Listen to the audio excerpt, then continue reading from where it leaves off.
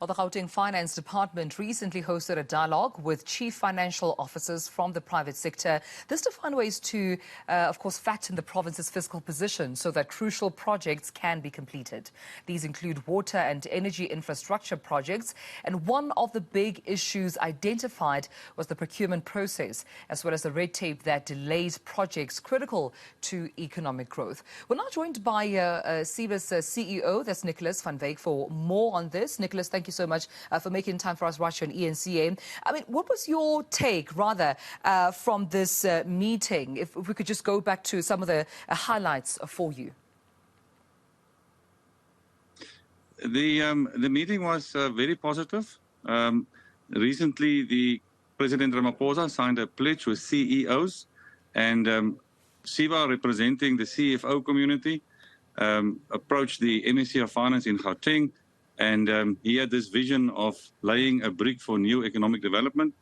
And as a CFO community, we want to support the work that the CEOs is doing by signing a pledge for better transparency, better accountability, and better reporting.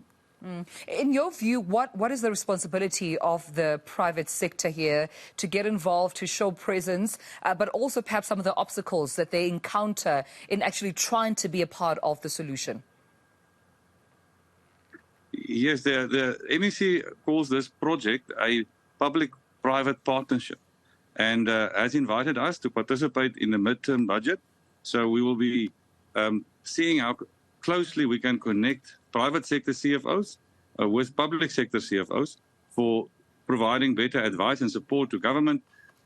We all know about our stringent budget going forward. Our economy is very slowly growing, so we need to have all hands on deck. We need to make sure that the private sector and the public sector are aligned with their objectives. There's no real room anymore for misallocation of funds or wrongful capital allocation. We need to know exactly what we're doing, and we see this as Team South Africa working together for economic development and growth. That private sector, public sector alignment is so important, Nicolaas. And I suppose, what's the stance here from, government itself in terms of the role they have to play? In my intro, I mentioned some of the issues that the private sector experiences with government, such as, procurement processes, as well as the red tape they encounter. What was the commitment, therefore, from government in terms of the role that they will play? We were very encouraged by the MEC's positive approach. Is very progressive and very open with the challenges within Gauteng.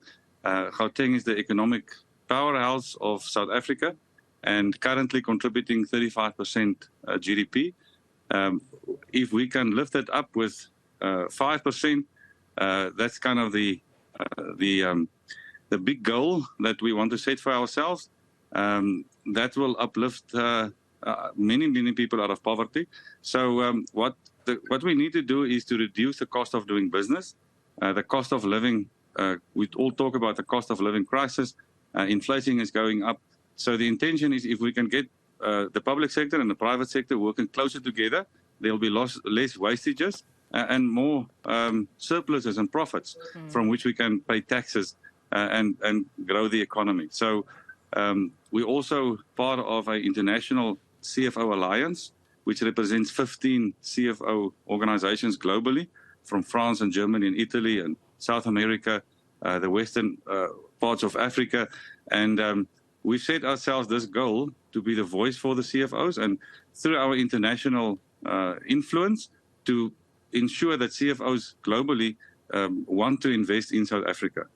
We know that the CEOs are the strategic decision makers, but it's the CFO that controls the purse, that makes capital allocation decisions, that measures return on investment.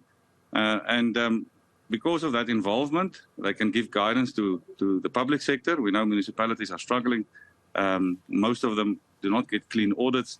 And through this arrangement, we want to make sure that we share our skills, because we cannot let the country down we need to be a winning nation. Yeah. And speaking of those audits, municipality audits, Nicolaas, if I may, I mean, it seems also at the crux of this conversation and meeting was to promote transparent financial governance as well as boost economic growth. What does transparency then mean? What does it look like in this aspect? What is the agreement between the private sector and the public sector when it comes to transparency? Because, I mean, you have to work in good faith.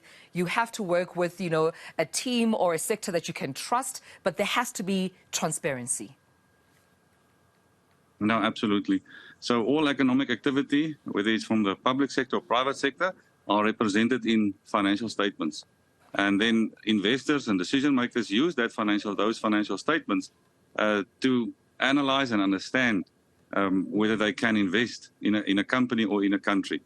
And we want to make sure that our standards that we follow and the quality of our financial statements, whether it's the private sector or public sector, are of the highest standard and meaningful.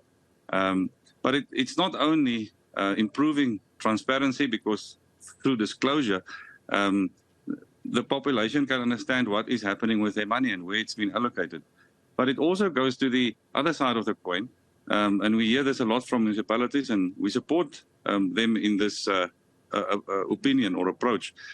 I think sometimes there's a misunderstanding if a municipality or a local government would issue an unauthorized finding. It doesn't mean then that the money wasn't spent on service delivery. It just means that there might have been one signature or two missing. So we also want to make sure that the media and the public understand what financial statements and what the numbers actually mean. Then thirdly, we want to ensure that South Africa follows appropriate standards. Very often, and we get this a lot from the public sector, Eskom recently applied for an exemption from certain aspects of the PMFA. We support those exemptions. We are very positive, very strongly of the opinion that we should adopt standards that's relevant for South Africa. Sometimes it's not the best thing to adopt a first world approach. We've got other dynamics. And we want to work with the public sector to ensure that we have standards relevant for South Africa and that has meaningful information for its population. Right. Nicolaas, I also understand that you also raised the issue around image and perception.